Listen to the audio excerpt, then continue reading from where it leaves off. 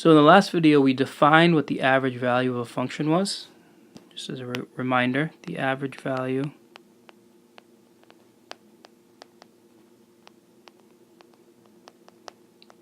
on an interval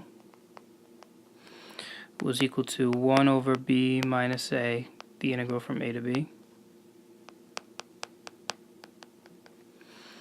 Now, there's a nice way to make sense of this definition. So I'm going to kind of get us there in this video, hopefully. But first, I just want to make sure you understand what we're actually talking about. When I say the average value, I'm asking for the average y value, meaning the typical y value. So I mean, if you're traveling along this curve, this is the sine graph. If you're traveling along the sine graph, it's almost asking like, what was your typical altitude on this sine graph? And there's a few ways to make sense of it. One way, I think, to just begin is I've divided my x-axis into a bunch of different subintervals, and I let each one have sort of a representative y value, which is represented by these red dots on the graph. And so if I asked you if you would expect the average value of the function to be greater than or less than 0.5, how would you reason that? Well, what you could do is just say, draw a line here. There's 1/2. There's the y value 1/2. And you could just count the number of y values that are below 0.5. It looks like we've got 1, 2, 3, 4, 5, 6, 7. And compare it to the number that are above. 1, 2, 3, 4, 5, 6, 7, 8, 9, 10, 11, 12, 13, 14. So there's 14 above. And there's only 7 below, which means that we should definitely expect the average value to be above 0.5, right? The y values there seem to be more y values on that interval above 0.5 than there are below 0.5. I know that's strange because it's a strange way of saying it because there are infinite number of values, but I would expect that the typical value of the function would be somewhere around there. All right, so that is okay, but some functions are a little, I mean, in terms of understanding, it's a decent way of getting at the idea.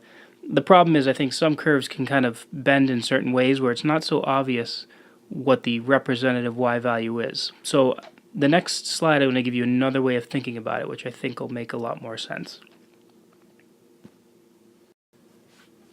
So here we have the same function. This is sine of x.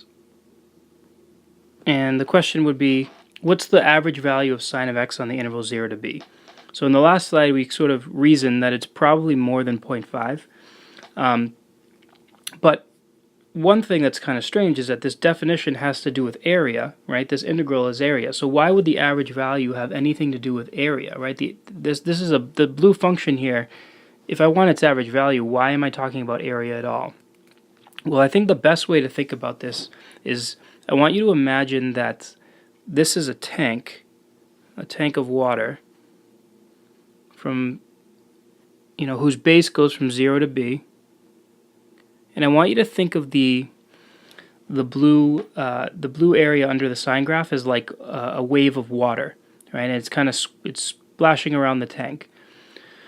The average value is going to be whatever the height of the water is once all that splashing stops, right? So the water's splashing around, eventually it's going to stop, and the water level is going to settle. Whatever the y value is that water level settles at, that is the average value. So that is our average value. All right, and so you can see that the green forms a rectangle, and how do we make sense of that rectangle in terms of what we have here below? Well, the average value is the height of that rectangle. So if you take the average value and times it by the base of that rectangle, which is just b minus a, we're just saying that that's going to be the same as the integral. Right, so the average value is the height of that rectangle that gives you the same area as the integral itself. All right, and so notice I just multiplied both sides of this equation up here by b minus a, and that helps you make sense of the average value. So again, it's wherever that water level settles, that's going to be your average value. So we've already looked at, it's not getting small as I'd like it to.